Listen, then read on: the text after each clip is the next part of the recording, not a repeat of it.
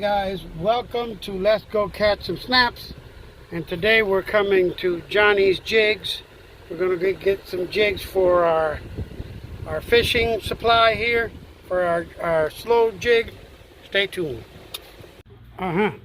Absolute mess, absolute nightmare. Wow. Which is why we generally like to store our jigs without the hooks on them. As you can see, the person that was fishing with these jigs, most of them are rusted.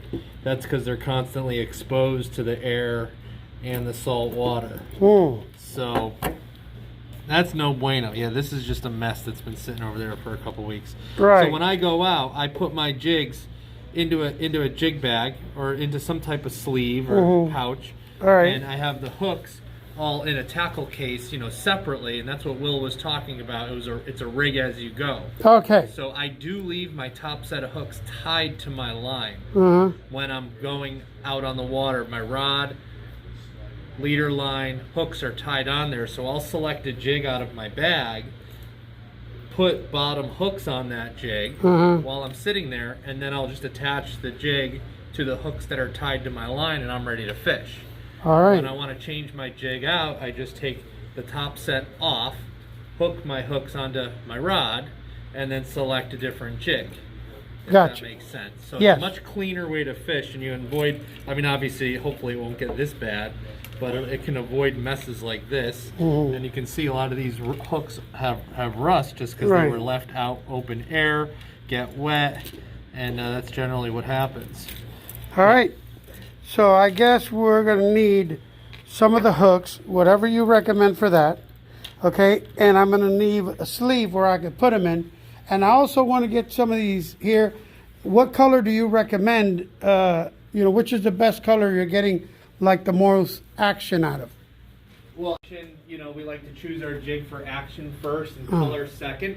Okay. But color-wise, you can never go wrong with things that have pink and silver in it. Okay. Silver obviously imitates the scales of a fish. It's shiny and it's attractive to the fish under the water. So silvers and pink is just another hot color. We do tend to find that grouper and snapper are pretty responsive on the bottom to gold, orange, green, and red color profiles. But those grouper and snapper are more responsive to the jig actually fluttering. So I don't care what color it's going to be. If it's pitching and fluttering, it could be any color, and you're going to be catching fish. But we have seen that they tend to strike those gold, red, green, orange, color profiles for grouper and snapper. Great. So great. there are some color, mixes, and then we have crazy jigs that have multicolors, and this has just been, for whatever reason, we started with this one, and we started putting multicolors on more jigs because we catch a lot of fish with it. Okay. So if they're into one color, that jig's got a good chance of having it on there for them. Right. I got you. All right. Right. We'll just call this a scoop jig. Some companies actually call it a scoop jig. We call it a sonic. They'll have different names, but whenever you see that spoon or that scoop on the bottom end of a jig, this is the action. So you go for your pitch, and the jig pitches really nicely because of the tapered top to it. Right. So it pitches, and then when it begins to flutter fall, that scoop catches water and shoots the jig. Catches water, shoots the jig. Catches water, shoots the jig. So this is a directionally fluttering jig, as opposed to the other ones in your hand are side to side fluttering jigs. So when you have a scoop jig, you have a different action that you can present when you're actually doing the slow pitch jigging, and that is the step shoot in one direction. Right. Yeah, and that's a scoop jig. That's what it does for you. All right. Great. Works really well. This is what we got, guys, here. You may want to. All right. I got the pliers, got this, got that. I'm going to need some of those springs as well. You may want to. You said that on those you have no fails, right? So zero fails, guys. So that's the kind of fishing I like to do. I don't like nothing to fail on me. If you don't have one, this is a nice little cheap one that holds 12 jigs. Perfect. That you might want to consider. No, yeah, I'm going to take that too. I'm going to take that too. So are these pliers here like, you know, salt resistant and all that? Yeah, they're Teflon coated, so they do a good job. I mean, it is good to rinse them with fresh water. Right, I always do that on all my At the end stuff. of a fishing day. What right. what you could see is your blade will start the rusting process right there, but with an Allen key and on Amazon for 25 cents you can actually get a pack of new blades. All right, and then I think I got everything I need except for the a few of those split rings. What I'll do is I'll just drop some in here for you. All right.